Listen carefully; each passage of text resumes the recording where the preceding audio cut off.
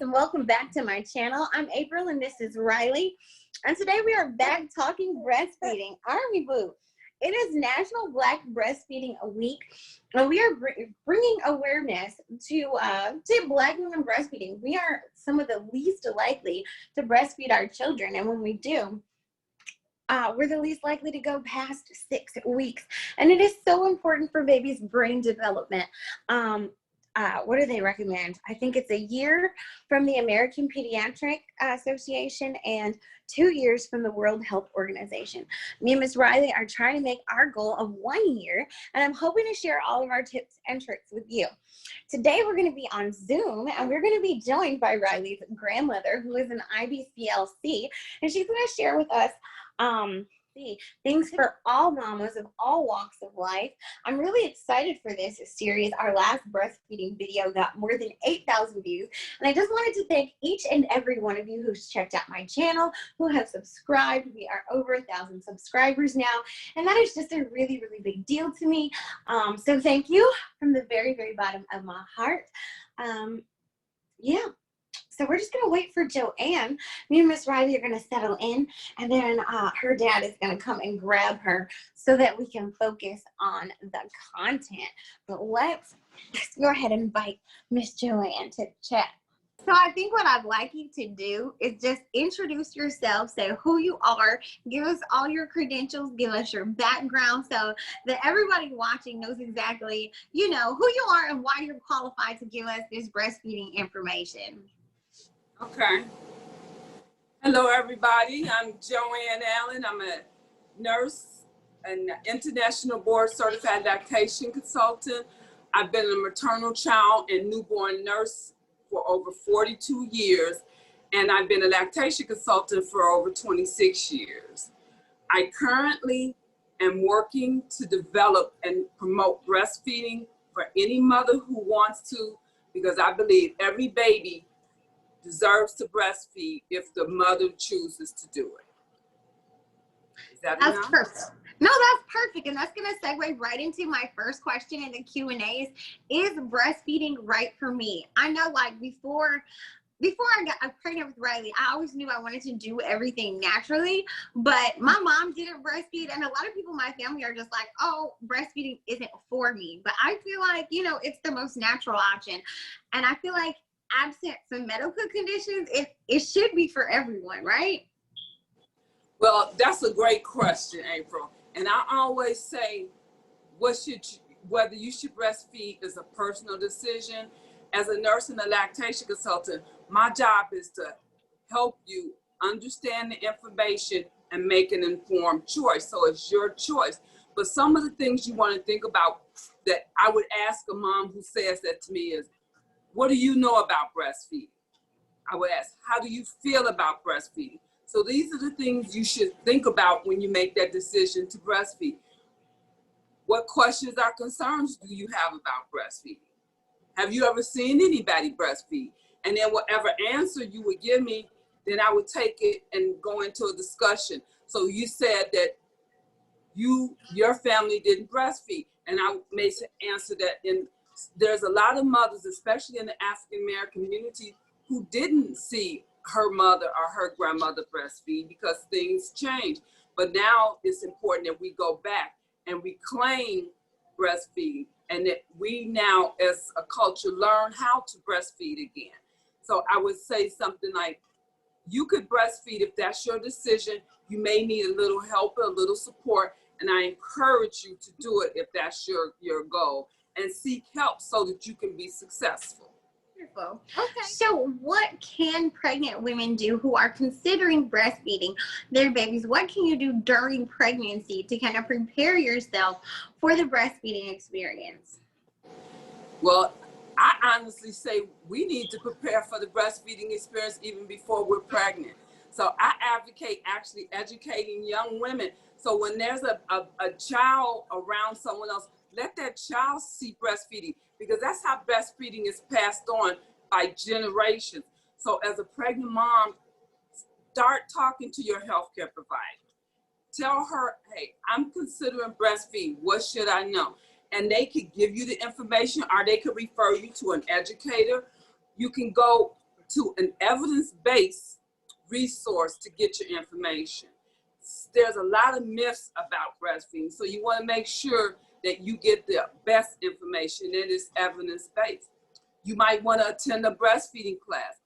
Even now that there's COVID, there are many breastfeeding classes that you can go to online. It's very important that you do have an understanding of your body. If you have any medical problems, you definitely want to talk to the doctor. But most women in our society can breastfeed. There are very few women that cannot. They may choose not to, but physically, most women can breastfeed. Okay, wonderful. So I'm glad you said that there are a lot of online classes. I know I took your breastfeeding class right through the hospital, but I also took the breastfeeding class at the hospital where we gave birth as well. I'm assuming that most hospitals, at least here in the Chicago metro area, are offering free breastfeeding education to moms who are coming in interested in that sort of stuff. But I know there's a lot of other support online. Like, I'm a member of Chocolate Milk Moms and Black Moms Who Breastfeed on Facebook, and they have units like educational videos about the whole thing. So I will have all of those groups and local resources linked in the description box below. Right. That's exactly what you need to do. Go to evidence-based resources. And definitely, you may not have witnessed breastfeeding, but maybe you have a friend who did breastfeeding. Peer-to-peer breastfeeding support is very important, because if you see someone breastfeed, that helps you feel more empowered that you can do it. So that's a great example of where to go get your resources. And definitely go online and look under the United States Breastfeeding. And there's a lot of, like, United States Lactation Consultant Association if you're looking for a lactation consultant. And in our community, there's places like the Chicago Region Breastfeeding Task Force, the Illinois Breastfeeding Task Force. So there's a lot of really great resources. And then you can go there and they can link you to other resources. So my next question is about once you've started the breastfeeding process. I know in the early days, my primary concern is she latching correctly, and is she getting enough milk? So when you're just getting started, I don't know if you got your marble today, but I know baby's belly is very small, but it's still such a concern because you can't physically see your output. How do you know if baby is latched correctly, and how do you know if your baby is getting enough milk? And that's one of the most common questions that mothers have. How do you know the baby's getting enough? Well, the best thing I can say is what goes in must come out. You know a baby is getting enough by watching the baby. Is the baby acting hungry with their fists drawn and crying? Crying is a late sign that the baby is hungry. So you want to listen to the baby's cues. When the baby starts smacking and trying to gnaw on it, that's a sign that they're hungry. So respond to that cue. In order to tell if the baby is latched on well, you should feel a nice strong tug on your breast. It's called breastfeeding, not nipple feeding. So if for any reason it hurts, you want to take the baby off and put the baby back in. You have to make sure that the baby is latched on really deep. And there's a little rhyme. Chin to chin, nose to breast. That's how babies nurse the best. So that means that the baby's chin should go into the breast, and the mouth should be open wide when you latch. You always want to bring the baby to you, not you going to the baby. You watch how the baby's mouth moves. The mouth should move rhythmic several times. And when babies first start breastfeeding, they go real fast. They suck and suck and suck. And then you'll see, you'll actually sometimes hear a swallow. You should not hear a lot of clicking. You should not hear a lot of clacking. You should not see a lot of dimpling in the baby's chins. Those are signs that the baby is not on deep enough. And if a baby doesn't get onto the breast deep enough, it's like having a straw and pinching the straw and then trying to suck through it. The baby's not going to get a lot. If you feel the baby sucking and you feel a nice strong tug, no biting, no pinching, then most likely it's a good feed. And again, watch the baby. Babies who are very hungry are usually very tense and their arms are drawn up. And as they eat, they relax. And a real well-fed baby will oftentimes eat, and rest for a few minutes, eat, rest for a few minutes, because it's like exercise. And they may often fall off. And we call it milk drunk, where they're just so full of milk that they just come off. Look at your nipple when your baby comes off your breast. If your nipple is flat or has a crease in it when the baby comes off, that's a sign that the baby is on too shallow. If your breast is elongated and looks pulled, and this is my little sample of a breast. So if the baby should get on and pull, baby should not bite. So the way you can tell if the baby is on good is, how does it feel? How does it sound? Is the baby having good output? Especially those first couple days. In terms of output, what's a good number of dirty diapers for moms to be looking for in the early days of breastfeeding? So the first couple days when the mom is in the hospital, you're gonna have a black, dark, tarry, sticky black stool called meconium. That usually goes away after 3 to 4 days. Every baby is different, and I just want to say, I've seen babies have 5 or 6 poops a day, and I've seen babies have 1 or 2. But the standards, we usually want to at least see 1 per day, 1, 2 the next day, and at least 1 wet diaper, 2 wet diapers. So based on the days of life, we'll tell you, once the mother's milk is full, once the mother's milk has come in by the 3rd or 4th day, that's when you really want to start looking. The baby should have at least 6 to 8 wet diapers. There should not be a dark, if the baby is dehydrated, the urine will look dark and almost orange in the diaper, and that's a sign that the baby's not getting enough. So you want to see good urine output and good stool output. And it's also very important that mothers go back to their doctor when they're scheduled to get that baby weighed and evaluated, especially the first couple weeks. Okay, wonderful. I just want to point out for moms who are not familiar with breastfeeding, because I was not, super familiar with everything, but those breastfed babies have different colored poop than formula-fed babies. And so the normal colors of those diapers, especially the dirty diapers, not just the wet diapers, it's going to be kind of that mustardy yellow color, pretty much from the time the meconium goes away up until you start solids, right? Yeah, and I say it looks almost like yellow cottage cheese or like mustard. Okay. And some mothers think it's loose. It's very different from a baby that's formula fed. Okay, so when should a mom seek help? If you've done all the things, right? You've taken your breastfeeding class, you keep putting baby to breast, but it still feels like something is wrong, whether that's nipple pain or not enough output from baby. When would you recommend a new mom contact someone like yourself, a lactation consultant, to kind of walk them through the process? Well, I would say you answered it. If a mother is concerned, she should seek help. So if you are having pain, you definitely need to seek help. That may mean you having your healthcare provider give you a referral if there's a problem.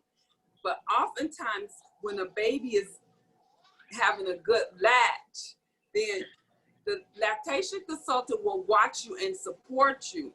But just know that if it's painful, you need to learn how to latch well. And the best thing to do is when the baby is first born, keep the baby skin to skin as much as possible so that you can learn before you go home. And then if you go home and the baby is still not latching well, then you should have a consult with your doctor and or a lactation consultant. What if your milk doesn't come in? What if it's 3-4 days? My milk didn't come in until Riley's 3rd day of life, and I was very stressed out. They had her on IVs and formula and all that stuff. So what about women who maybe have to wait a little bit longer than that, 3 days? What's normal? And again, it depends on the mother. So the way you get a good milk supply is from the minute the baby is born, you put the baby skin to skin. You nurse the baby on cue. You nurse the baby at least 8 to 12 times a day. And if you nurse immediately after birth, if you nurse 8 to 12 times, your milk will come based on output. There's a little rhyme that somebody said years ago. Breast milk was not put in your breast to stay. You can't make more until you give some away. So the more you nurse, the more milk you're gonna have. If your milk, when we say comes in, if you don't have fullness of your breast or your breast feeling full or heavier by the 3rd or 4th day, if your baby's not having good output, then you definitely need to get the baby examined, and then you need to see someone, because usually by the 3rd or 4th day. But it's hard to give you specific numbers because it depends on the mother. Everyone is different. She may have had some medical situations that prevented or delayed her milk. And oftentimes, the more you express the milk, the quicker the milk will come in. So you may need to hand express, and that's something that's very important, that while you're in the hospital, before you go home, try to learn how to hand express. And the nurse or your lactation consultant can teach you, so that way, if you're not getting a large volume, you're at least able to see the milk and start removing some of the milk. Okay, wonderful. Can you demonstrate hand expression on the breast that you have? Well, I can try. So this is my breast. So I'll bring it up close. Can you see that okay? So No, one of the yeah, things that's nice and clear. you want to do is massage the breast, because I'm going to just show you a picture under here. This is where your milk is made, all the way back here. So the baby has to be on the breast deep, and I'll turn it this way, and has to tug and pull. So that if your baby is right here on the tip of your nipple, then the baby literally is biting the milk. So once you've done that massage, then what you do is press in the chest and compress. Press in and compress. Press in and compress. Press in and compress. And sometimes putting warm massaging will help the milk to come out. Okay. I was a little hesitant with hand expression, but lately I've actually picked up hand expressing because I've just been trying to replenish my freezer stash. And I feel like even after I pump, sometimes I can get quite a bit more milk. There's more milk left when it seems like I've pumped all the way till empty. But you can't really check that without trying to hand express and getting the last little bits of milk that's in there. Can you demonstrate for us the best holds for new moms? I want to grab Miss Riley because she wants to be a part of the video. You coming with me? Come on, kid. It is what it is. Come on, kid. Just be my standby if I need to. Don't turn that on too loud. Yeah, I'm a part of this breastfeeding video, right? That's right. So I'm going to show you, this is my baby. Hi, Riley. Riley, can you say hi to the baby? Are you looking at your daddy over there? So she was over there looking over here. You so nosy. Hi, Riley. So what I always encourage is, this is the baby's back. Use your hand here at the base, because babies have no head and neck muscles at the beginning. So I'm holding her back, if you can see. And then right near her ear, you want to take the baby, and I'll try and demonstrate with my breast. You want to take the baby and tickle the top of the baby's nose with the breast.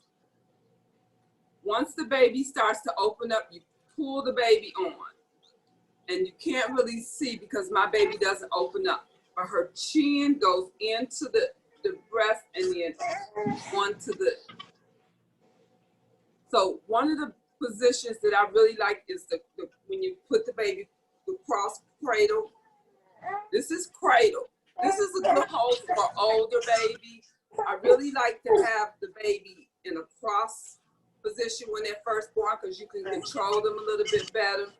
And then the other position is called the football position. And that's with the baby on the side. See, she know we were talking about breastfeeding. She wanted to do a self-demonstration. Exactly. She had to jump in. Let's put the baby to the side. And I like the football position because with the football, you've got the baby, you're holding the baby, and then you've got a free hand.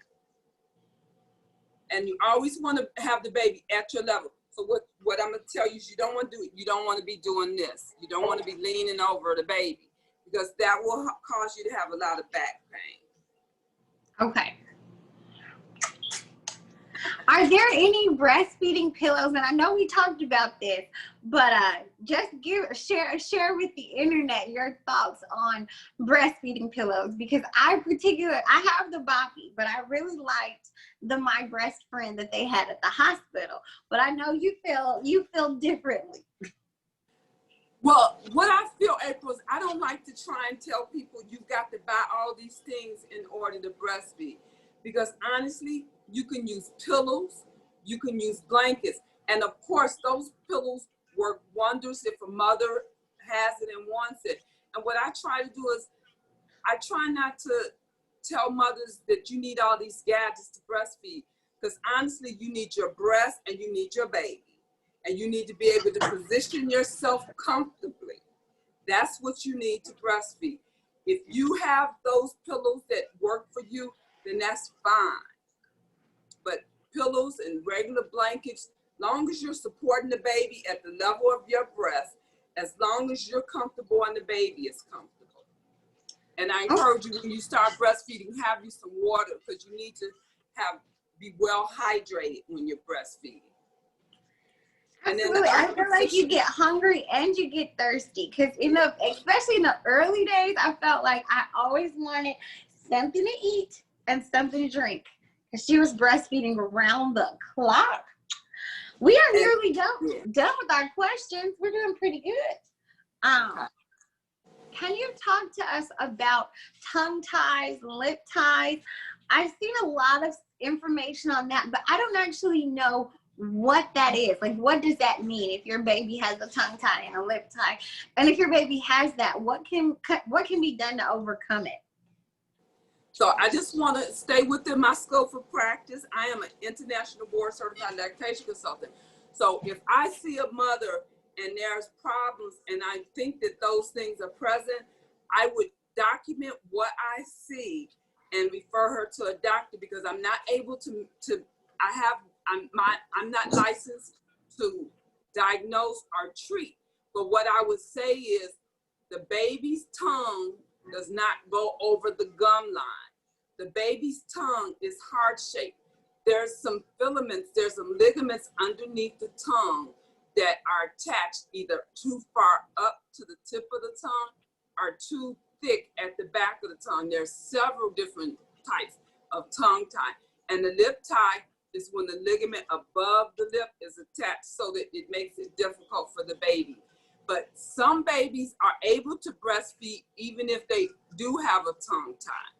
But the best thing is to go with what the mother is feeling, go with how much milk the baby is getting out. If you see a lactation consultant and she's able to help you get the baby latched, she would then refer you to a pediatrician or an oral surgeon to have them evaluate to determine whether the tongue tie needs to be released. Once it's released, many mothers say it feels so much better to breastfeed, because what it does is if the baby is tongue tied and they can't get the tongue over her gum line, then it may cause some pain. You just gonna knock that up, huh? That's your earring? That's her earring now. Okay, that's good. I'm grateful that Riley didn't have any trouble. She latched right away, but I don't know if that's standard practice at most hospitals, but the baby nurse, right after she was born, put her right on the boob, right? She put you right on the breast. And so I really didn't even have a chance to think about how she was latched or anything. After they wiped her down, they gave her to me and put her right on. And she latched like a champ. Where are you trying to go? Where? Well, one of the things that I can say, and I don't know how much you've shared about your birth, but non-medicated babies oftentimes will latch very quickly. And when babies go skin to skin right away, that helps them, because what I always say is when you're pregnant, that's what's called the intrauterine environment. And once the baby is delivered, that's the extrauterine environment. And this is the space that when the baby goes skin to skin with the mother right after birth, the babies are so happy. They remember, hey, this is my mom. They know your smell, they know your heartbeat, and they know your voice. So they adapt to this new environment and they're able to nurse, because sucking is a natural reflex. And that first hour after delivery is so important to initiate skin to skin and at least try to breastfeed. So that's a great experience that you're sharing with us that you had. Yeah, it was wonderful. They had, what was it, the golden hour they gave us before they moved me out of labor and delivery. They did skin to skin for me and skin to skin for Mario. And I have shared my birth story on my channel. So people who have been subscribed, they would know how we get down. So last two things I want you to talk about, it doesn't matter which way you go. Can you explain colostrum? And then can you tell us what to do when your ducts get clogged if you're experiencing mastitis? Okay. So first of all, we call colostrum the gold. It's gold, liquid gold. And if you see colostrum, it is gold. Colostrum has all of the right nutrients, especially for that baby's first life. Colostrum actually helps bind the gut. It helps protect and coat the gut. Colostrum is like your baby's first immunization. Colostrum is excellent. And the other thing about colostrum is the more colostrum that the baby takes in, it acts as a laxative so that the baby will have the meconium stools pass. And that can help decrease the baby's risk of some diseases, things such as jaundice. So colostrum is the perfect milk for the newborn, and it changes in volume. It's very small amounts, but it's so rich. I say it's like the milkshake for the baby. So it's very important that you give that baby colostrum, and the way you give it is by hand expressing and keeping the baby nursing as much as possible. And then your other question was about blocked ducts and mastitis. And only because, again, one of the most important things is what are the symptoms of blocked duct and mastitis. And the main symptom is pain. And actually on my breast, there is an example. This is what would happen if the duct gets blocked. And the way you would treat that is you would use massage and you would use heat. But it's very important, if a mother feels she has a clogged duct, she needs to seek help, because mastitis can cause a lot of discomfort, and if it's not treated properly, could lead to other complications. If you have a blocked duct, you would put heat and massage, but definitely seek medical help, but definitely keep breastfeeding and hand express and get some of that milk out. Can you say thank you? Can you say thank you to Gary? That was some good info. That was some good info. Okay, I lied. Can we do one more question? Yeah. Okay. So one thing I didn't really know about till I was into the throes of breastfeeding, and that's thrush. Can you explain what thrush is and what the signs and symptoms of thrush are? So again, thrush is a diagnosis. So I'm not able to diagnose. But I would ask, if a mother called me and she had symptoms, I wouldn't call her doctor and say, I think she has thrush. I would call her doctor and say what the symptoms are. And the most common symptoms are a sharp glass, like I've heard this, is like glass, like cutting glass. And it's a sharp pain when the baby latches. The important thing about thrush, it does need to be treated by a healthcare provider. And if the mother has thrush, if the baby has thrush and the mother gets it on her breast, then both of them need to be treated. So the mother would need to be treated for thrush on her breast, and the baby would need to be treated for thrush in the mouth. And usually babies have white patches on the side of their gums. But again, I always want to remind you, if you ever think that there's any medical problems, you seek the care of your pediatrician, your midwife, or your healthcare provider. Okay, awesome. And just to clarify, thrush is the same as like a yeast infection, right?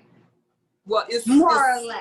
The symptoms are, it's caused by the same organism, but it looks different on the mother's breast than it does in the baby's mouth. So it is diagnosed, and again, and this is, it's hard for me to talk about it because there's still a lot of controversy, because some doctors say that they haven't been able to culture it, but you look at it and you diagnose by visual and by symptoms. Whereas if you look in a baby's mouth, you can culture that easier than you can culture what's on the baby's mouth. So those are the kind of things that sometimes it's hard, especially putting this on a virtual thing where it's going to be there forever. It's hard for me as a nurse to want to diagnose thrush. So that's why I'm very clear with going with the symptoms and referring them to the healthcare provider. But yes, thrush on the mouth and the breast are caused by the same organism. Gotcha. It's a little bit scary. Riley had milk tongue, and so her tongue was very white, and that's what made me think she might be having thrush. But I took her in and had them evaluated, and they said, but I also was not experiencing any glass-like pain, no itchiness or discomfort myself, but I was like freaking out about it because I would say maybe at 12 weeks, her tongue was like white. And I wasn't expecting that to be kind of a side effect of the breastfeeding. So yeah, and that's why I say every baby and every family is so different. Okay, well, so we're gonna wrap up sort of this Q&A portion right here. So I'm just gonna thank you for answering all of my questions today and just for jumping on the channel. If you would like, I can link your information for your LLC below. If people who are local to the Chicago metro area have questions, they can reach out to you if you're fine with all of that.